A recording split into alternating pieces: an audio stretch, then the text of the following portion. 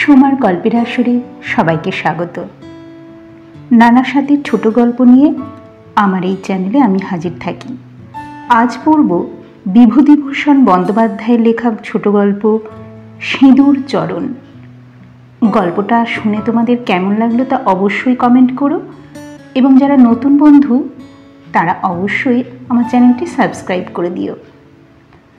তোমাদের কমেন্ট এবং লাইক আমাকে আরও সুন্দর গল্প শোনাতে উৎসাহিত করে, তাই লাইক শেয়ার করতে ভুলো না।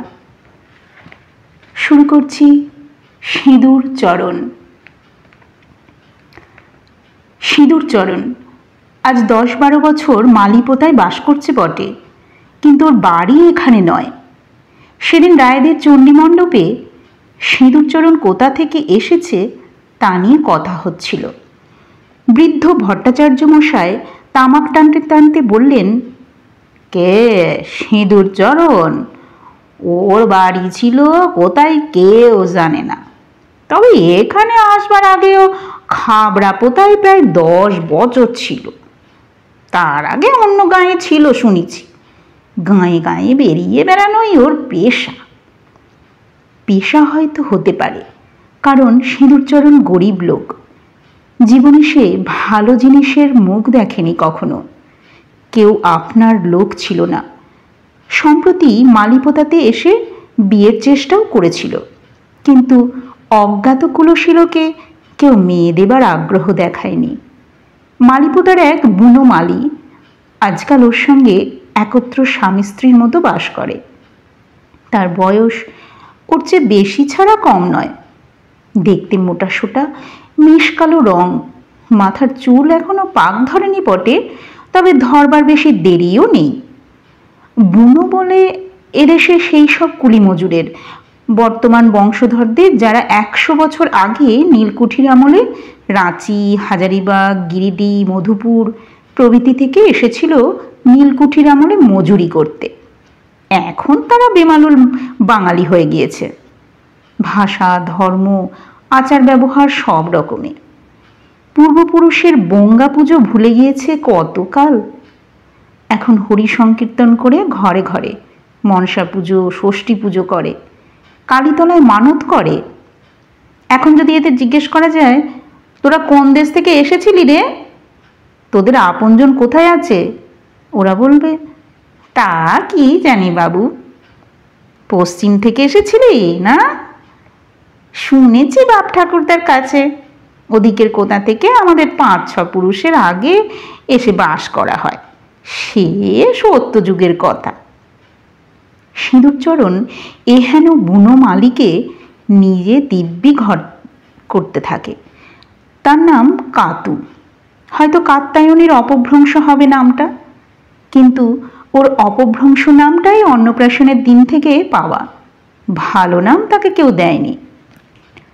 সিঁদুর চরণ পরে গরু চড়িয়ে আর পরের লাঙল চষে জীবনে 40টি বছর কাটিয়ে দেওয়ার পরে বিঘে 3 জমি ওটবন্দি বন্দোবস্ত নিলে। তার জমিতে পরের বছর 10 মণ পাট হলো।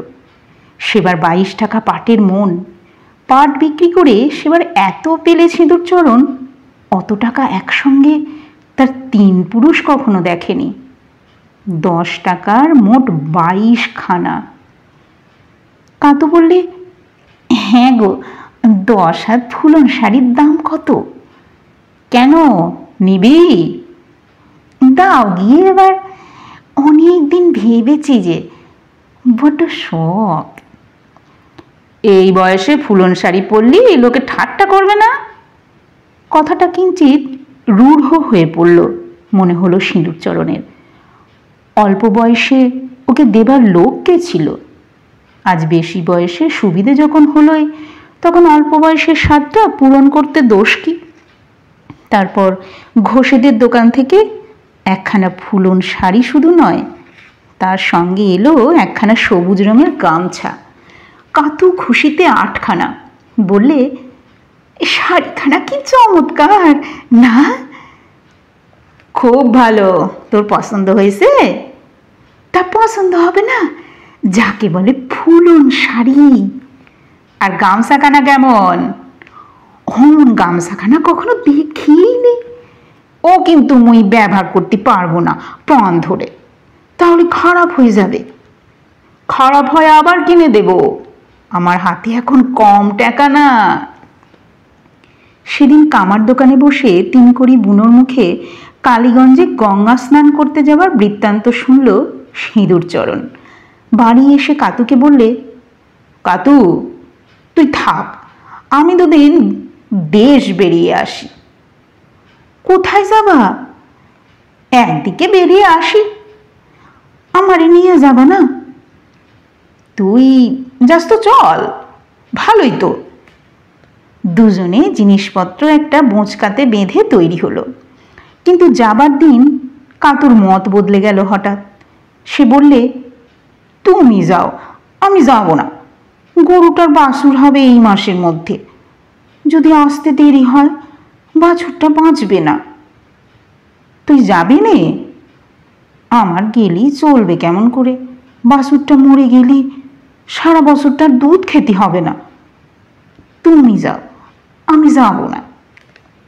সুতরাং সিঁদুরচরণ একাই রওনা হলো বোঁচকা নিয়ে। রেলগাড়িতে সামান্যই চড়েছে সে। একবার কেবল বেনাপোল গিয়েছিল গরুর হাট দেখতে। সে জীবনে একবার মাত্র রেলগাড়ি চড়া। পরের চাকরি করতেই সারা জীবন কেটেছে। স্টেশনে গিয়ে রেলে চড়ে যেতে হবে। সিঁদুরচরণ কাপড়ের খুঁটে শক্ত করে গেঁড়ো বেঁধে দুখানা 10 টাকার নোট নিয়েছে। কেউটে পাড়ার কাছে পাঁচু বুনোর দোচালা ঘর রাস্তার ধারে। ওকে দেখে পাঁচু জিজ্ঞেস করলে, ও সিঁদুরচরণ, কনে চলেছ এত সকালে? একটু স্টেশনে যাবা। কোথায় যাবা? বেড়াতে যাবা, রানাঘাটের দিকে। তামাক খাও বসে। সিঁদুরচরণ তামাক খেতে বসল। কাছে একটা বাঁশনি বাঁশের ঝাড়। সিঁদুরচরণ সেদিকে চেয়ে ভাবলে, এই বাঁশনি বাঁশের ঝাড়টা এদেশে, আবার অন্য দেশেও গিয়ে কি এমনই দেখা যাবে। সে আবার না জানি কীরকম বাঁশনি বাঁশ, এইরকম কেঁচো, এইরকম কচুর ফুল কি অন্য জায়গাতেও আছে? দেখতে হবে বেরিয়ে। সত্যি বড় মজা দেশ বিদেশে বেড়ানো। সিঁদুরচরণ স্টেশনে পৌঁছবার কিছু পরে টিকিটের ঘণ্টা পড়ল ঢং ঢং করে। একজন ওকে বললে, যাও গিয়ে টিকিট করো, গাড়ি আসছে। টিকিটের জানলায় গিয়ে ও বললে, ও বাবু, একখানা টিকিট দেন মোরে। টিকিট বাবু বললেন, কোথাকার টিকিট? দেন বাবু, রানাঘাটেরই দেন আপনার একখানা। গাড়িতে উঠে সিঁদুরচরণের ভীষণ আমোদ হলো। সে আমোদ রূপান্তরিত হলো বারবার ওর ধূমপান করার ইচ্ছায়। ঘন ঘন বিড়ি খায়, এই ধরায় এই খায়। কয়েকটা বিড়ি খেতে খেতেই রানাঘাটে গাড়ি এসে পড়াতে ও আশ্চর্য হয়ে পড়ল। 16 মাইল রাস্তা যে এত অল্প সময়ে এসে পড়বে তাও ভাবেইনি। রানাঘাটে নেমে এখন কোথায় যাওয়া যায়? এমন অনেক দূরে যেতে হবে যেখানে কখনো সে যায়নি। স্টেশনের এপারে একটা উঁচু মতো রোয়াক বাঁধানো জায়গা, খুব লম্বা, তার দুধারে রেল লাইন পাতা। সেই লম্বা রোয়াকের ওপর লম্বা একটা টিনের চালা। অত বড় টিনের চালার তলায় বা রোয়াকটার অন্যদিকে লোকে পান, বিড়ি, চা, খাবার ইত্যাদি বিক্রি করছে, যেন একটা মেলা বসে গিয়েছে। মুড়িঘাটে গঙ্গা স্নানের যোগের সময় এরকম মেলা সে দেখেছে। একদল উত্তরে লোক তার সঙ্গে একই ট্রেনে থেকে নেমে বিড়ি টেনে আড্ডা জমিয়েছে টিনের চালার নিচে। ও সেখানে গিয়ে বললে, কনে যাবা? তারা বললে, মুকসুদাবাদ, বেলডাঙ্গা। সে কনে? উত্তরে। কোথায় গিয়েলে? পাট কাস্তে গেছিলাম, ওই কানসোনা, তালহাটি, মেহেরপুর। মেহেরপুর গ্রাম সিঁদুরচরণের বাড়ির কাছাকাছি। লোকগুলো সেখান থেকে আসছে শুনে সিঁদুরচরণের মনে হলো এই দূর বিদেশ বিভুঁয়ে এরাই তার পরম আত্মীয়। সে বললে, মেহেরপুর নসিবউদ্দিন শেখরে চেনো? তেনার বাড়িতেই তো ছিলাম আমরা, বছর বছর তেনার পাট কাশি। পত্তর দিয়ে আমাদের তিনি নিয়ে আসে। মুইও তারে খুব চিনি। আপনি কতদূর যাবা?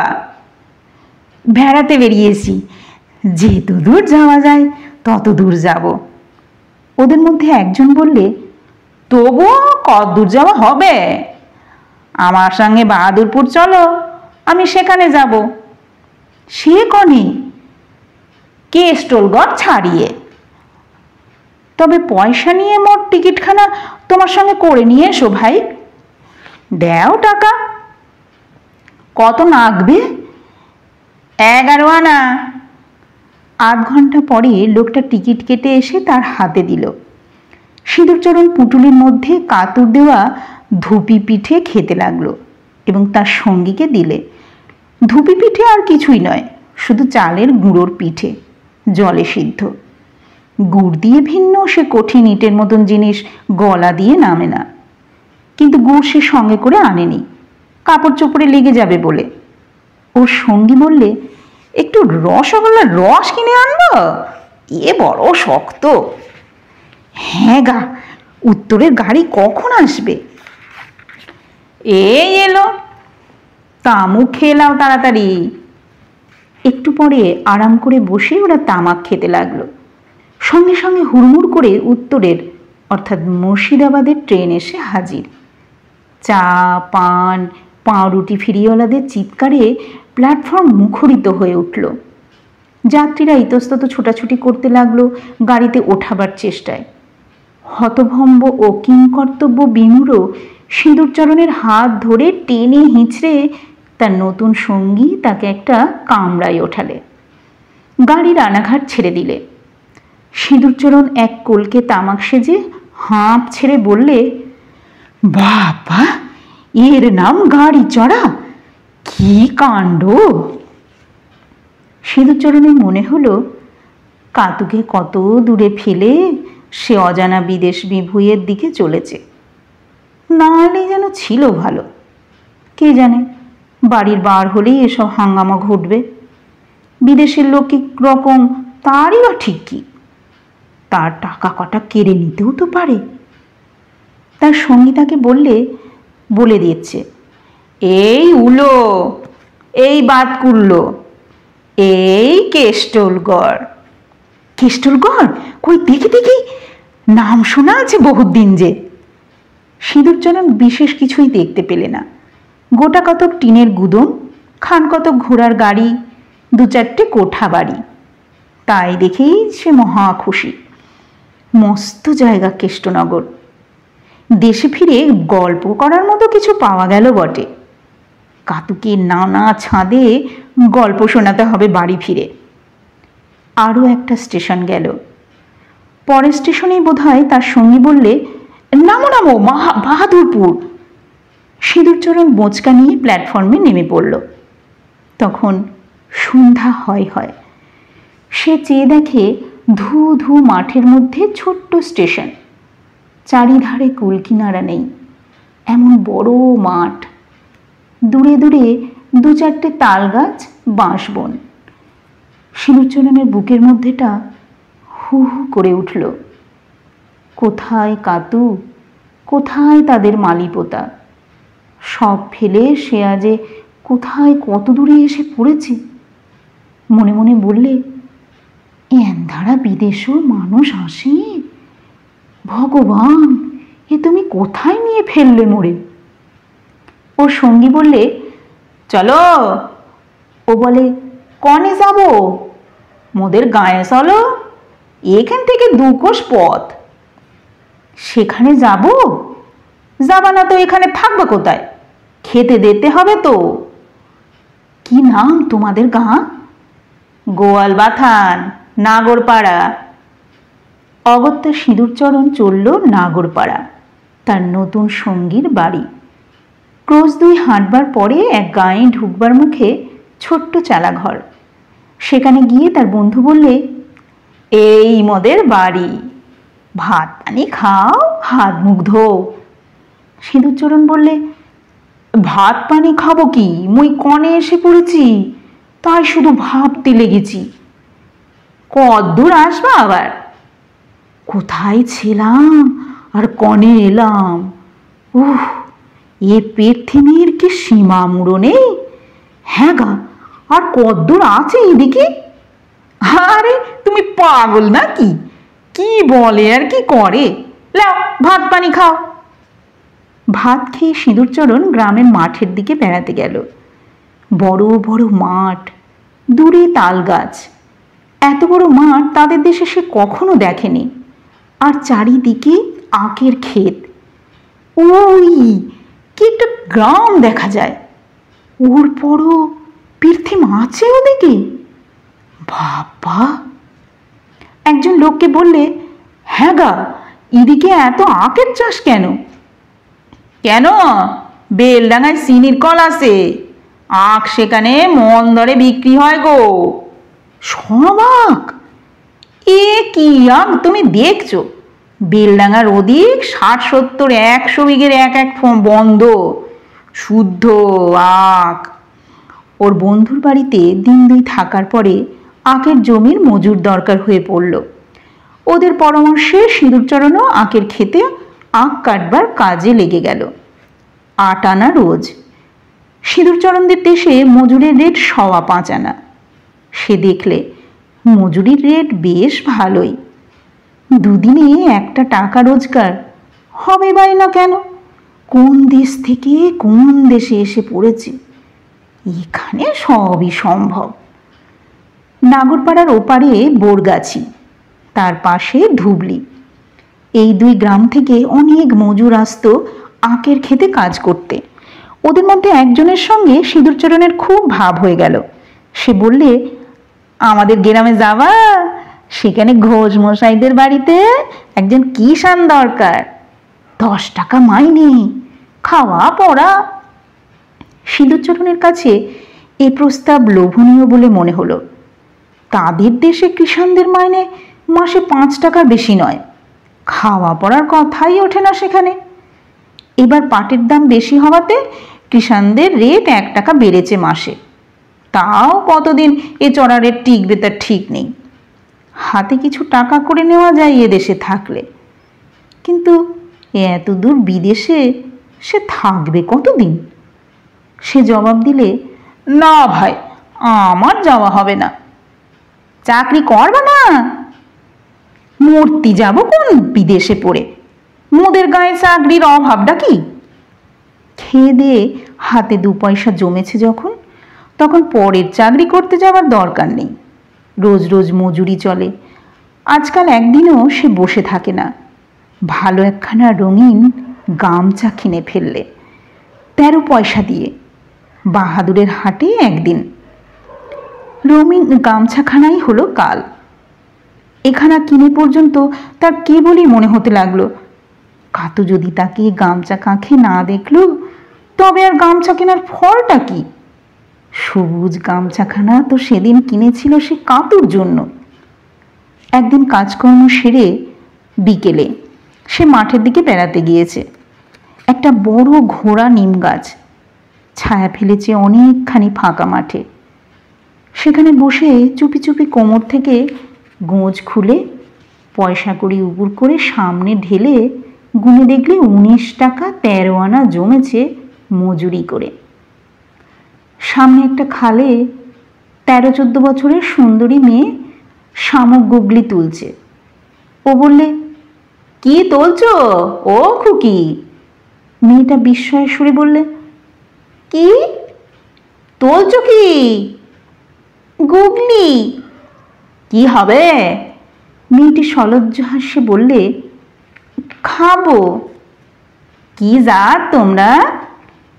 বাউরি। বাড়ি কনে?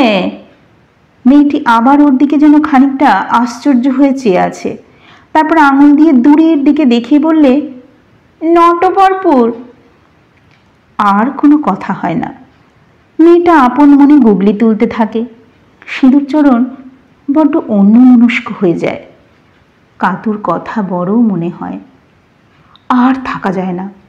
এ কোন মুলুক, কত দূর বিদেশ বিভুঁই, সেখানে বাউরি বলে জাত বাস করে। কেউ বাপ পিতেমোর জন্মে শুনেছে বাউরি বলে কোনো জাতের কথা? যারা খালে বিলে গুগলি তুলে খায়। ওর মনটা হু হু করে ওঠে নতুন করে, বুকের মধ্যে কি যেন একটা মোচড় খায়। যদি এই বিদেশে মারা যায়, কাতুর সঙ্গে তাহলে দেখাই হবে না। কাতু সজনে তলায় গরু বেঁধে বিচুলি কেটে দিচ্ছে। সন্ধ্যের পিদিন ঘরে ঘরে সবে জ্বালা শুরু হয়েছে। এমন সময় রাস্তা কাঁপিয়ে রব উঠল, বল হরি, হরি বল। ব্যাপারটা নতুন নয়। এই পথ দিয়ে দূর দেশের সমস্ত মরা পোড়াতে নিয়ে যায় কালীগঞ্জের বা চাঁদুরের গঙ্গা তীরে। কাকতুদের পাড়ার কে একজন জিজ্ঞেস করলে, কনেকার মরা? সনেকপুর। কি জাত হ্যাঁগা? সনেকপুরের বিপিন ঘোষের নাম শুনেছ? তেনার ছেলে। কাতু বিপিন ঘোষের নাম শোনেনি, কিন্তু বড় কষ্ট হলো শুনে। কারো জোয়ান ছেলে মারা গেল গো। বাপ মায়ের কি কষ্ট। এই লোক যে কোথায় গেল আজ মাসখানেকের ওপর হবে, তা কেউ জানে না। খবরপত্তর কিছুই নেই। শিবির মা গায়ে ধুইতে এসে দেখলে ও চালাঘরের ছেঁচতলায় বসে কাঁদছে।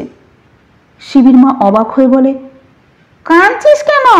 হ্যাঁ রে, মনটা বড্ড কেমন করছে গো। ধুর, বাসুরটা ধর, এদিকে আয় দিনি। একটা মরা নিয়ে গেল দেখলি? বিপিন ঘোষের ছেলে। নিয়ে গেল তো তোর কি, মর নামি। বাসুর ধর, এক্ষুনি পেয়ে যাবে। শিবির মা পাড়ায় গিয়ে রটিয়ে দিলে সিঁদুরচরণ কাতুকে ফেলে পালিয়েছে, আর আসবে না, এতদিন বোঝা গেল। অনেকে সহানুভূতি দেখালে, কেউ কেউ বললে, বিয়ে কার, স্বামী নয় তো, গিয়েছে তো কি হবে, গরুটা রয়েছে, অমন ভালো বকনা বাসুরটা হয়েছে, ওরই রইল। আরও দিন-15 কাটল। কাতুর চোখের জল শুকায় না। রোজ সন্ধেবেলা মন হু হু করে।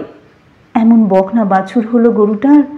বার দোয়া শেষ করে আজ সেই গরু দেশের দুধ দিচ্ছে দুবেলায়। ও এসে দেখুক, নইলে ঘরে আগুন ধরিয়ে এসে চলে যাবে একদিকে, যেদিকে দু চোখ যায়। পাড়ার ছিচরণ সর্দার আজকাল ওর বাড়ি বড় যাতায়াত শুরু করেছে। ঠিক যে সময়টিতে কেউ থাকে না, ভর সন্ধেবেলাটি বাঁশবনে রোদ মিলিয়ে গিয়েছে। ছিচরণ এসে বললে, কাতু, কি ঘরে আসিস? কেন? একটু তামাক খাবো। তামাক নেই গো। পান শাক একটা। পান কনে পাবো? মানুষ ঘরে না থাকলে ওসব থাকে। তুমি এখন যাও। ছিচরণ সর্দার দম্বার পাত্র নয়। তার স্ত্রী বিয়োগ হয়েছে আজ 2 বছর। অবস্থা ভালো। 1 আউরি ধান ঘরে তুলেছে গত ভাদ্র মাসে। একবার চড়া পাটের বাজারে 30 মণ পাট বিক্রি করেছে। লোকে খাতির করে চলে ওকে। শিবির মা রোজ গায়ে ধুইতে এসে ছিচরণের ঐশ্বর্যের ফিরিস্তি কাতুকে শুনিয়ে যায় অকারণে। ছিচরণ নিজে 2-1 দিন অন্তর আসে। বসতে না বললেও দাঁড়িয়ে দাঁড়িয়ে গল্প জমাবার চেষ্টা করে। কাতুর ভালো লাগে না এসব। আর কিছুদিন সে দেখবে, তারপর গরু বাছুর বিক্রি করে দিয়ে সে বেরিয়ে পড়বে একদিকে। সেদিন ছিচরণ আবার এসে হাজির। ডাক দিলে, কাতু। কি বাবা, তা একটু ভালো করে কথা বলবি কি? তো যাবে। তুমি রোজ রোজ ভর সন্ধ্যেবেলা এখানে আসো কেন? তার দোষটা কি? না, তুমি এসো না, লোকে কি মনে করবে? একটা কথা বলবি তোর কাছে। আমার সংসারটা তো গিয়েছে, তুই জানিস। একা থাকতে বড্ড কষ্ট হয়। তা কি করবো আমি? ছিচরণের আর বেশি কথা বলতে সাহস হলো না। আমতা আমতা করে বললে, না না, তাই বলছে। কাতু বললে, এখন তুমি এসো গিয়ে। ছিচরণ তবুও যায় না, বলে, এই দাঁড়া, যাবো, থাকতে আসেনি। এই 2 ধান কর্জ দিলাম 5 রে। বলি হয়েছে 1.5 পৌটি ধান। তার লোকের উপকারে লাগে তো লাগুক, ধান ছেড়ে দিয়ে ঠিক এই আসছি, বড্ড কষ্ট হয়েছে আজ। কাতু ঝাঁঝালো সুরে বললে, কষ্ট জুড়োবার আর কি জায়গা নেই গায়ে? তোর সঙ্গে দুটো কথা বললে আমার মনটা পুরোয়। সত্যি বলছি কাতু, তুই দেখে আসছি ছেলেবেলা থেকে। আমি যখন গরু চালাই তখন তুই এতটুকু, তোর বয়স আমার তো 7-8 বছরের কম। বেশ, তা এখন যাও, বয়সের হিসেব কষতে কে বলছে তোমারে? হ্যাঁ রে, সিরিয়াসলাম তো আসলে এমনি পারলো না, পয়সা করে কিছু দিয়ে গিয়েছে? চলাচলতি একটা ব্যবস্থা চাই তো। সেজন্য তোমার দৌড়ে গিয়ে কেঁদে পড়লাম মই জিজ্ঞেস করি। শ্রীচরণ বেগতিক দেখে আস্তে আস্তে চলে গেল। কাতু কাঁদতে বসল। তার বয়স হয়েছে এ কথা সত্যি, প্রায় 45-এর কাছাকাছি, কি তার চেয়েও বেশি। ঘর সংসার বলে জিনিসের মুখ এই বছর দেখেছে সিঁদুরচরণের কাছে থেকে। আবার কোথায় যাবে এই বয়সে? একটা পেট চলে যাবে, ভিক্ষে করা কেউ কেড়ে নেবে না। দুদিনের গেরস্থালি ভেঙে যদি যায়, আর কোথাও গেরস্থালি বাঁধবে না, সব ছেড়ে পথে বেরিয়ে পড়বে। শিবির মা এসে দৌড়ে দাঁড়ালো। কাতু জানে ও কেন আসে। আসে একটা নিয়ে অবশ্যই। বললে, একটু হলুদ বাটা দেবা? নিয়ে যাও। 2 সের হলুদ এনেছিলাম শ্রীচরণ সর্দারের বাড়ি থেকে, কিন্তু ফুরিয়ে গিয়েছে। ওর ঘরে কোনো জিনিসের অভাব নেই। হলুদ বলো, ঝাল বলো, পেঁয়াজ বলো, সর্ষে বলো, সব মজুদ। গুড় আমাদের দেয় বছরে 1খানা করে। ওর ঘরে 4-5 মণ গুড় হয় ফি বছর। কাতু বললে, তা এখন হলুদ বাটনা নেবা? শিবির মা বললে, হলুদ বাটনা দেও একটু, মাছ রাঁধবো। তবে নিয়ে যাও। তোমার শরীর খারাপ হলে দেখাশোনা করে কে তাই ভাবছি। সে ভাবনা তোমায় ভাবতে কেডা গলা ধরে সেধেছে শুনি? গাঁজালা কথা শুনলে হয়ে আসে। ঠিক সেই সময় উঠানের মাঝখানে দাঁড়িয়ে কে ডাক দিলে, ও কাতু! কাতু চমকে উঠেই পরক্ষণে দাওয়া থেকে ছুটে নেমে এসে বললে, তুমি? ও মা, আমি কোনে যাব? শিবির মা অন্য দিক দিয়ে পালানোর পথ খুঁজে পায় না শেষে। এই হলো সিঁদুরচরণের বিখ্যাত ভ্রমণের ইতিহাস। এরপর থেকে মালিপোতা গ্রামের মতো বিখ্যাত ভ্রমণকারী বলে সে গণ্য হয়ে রইল। 10 বার ধরে গল্প করেও তার ভ্রমণ কাহিনী আর ফুরোয় না। লোকে আঙুল দিয়ে তাকে দেখিয়ে বলে, ওই লোকটা বাহাদুরপুর গেল, জোয়ান বয়সেও বড্ড বেরিয়েছে দেশ বিদেশ। অবশ্যই সিঁদুরচরণকে দেখতে নিতান্ত সাধারণ লোকের মতোই। তার মধ্যে যে অত বড় গুণ লুকিয়ে আছে তা তাকে দেখে বোঝবার উপায় ছিল না। মানুষের কীর্তি মানুষকে অমর করে। সিঁদুরচরণের খ্যাতি আমার কানেও গিয়েছিল। ঝুমড়ির বাগানের মধ্যে দিয়ে সিঁদুরচরণ হাট থেকে সেদিন ফিরছে। আমি বললাম, সিঁদুরচরণ নাকি বাহাদুরপুর গিয়েছিলে? সিঁদুরচরণ বিনম্র হাস্যের সঙ্গে বললে, তা গেলাম বাবু, অনেকদিন আগে। বটে? আচ্ছা, সে কত দূর? আপনি কেষ্টলঘাট চেনো? না চিনলেও নাম শোনা আছে। কোন দিকে জানো?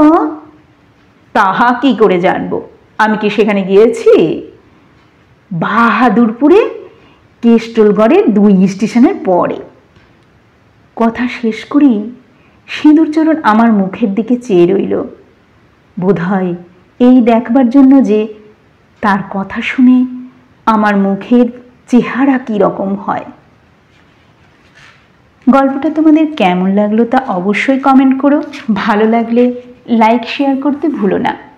আজ এই পর্যন্তই। দেখা হবে আবার অন্য কোনো নতুন গল্প নিয়ে। বিদায়।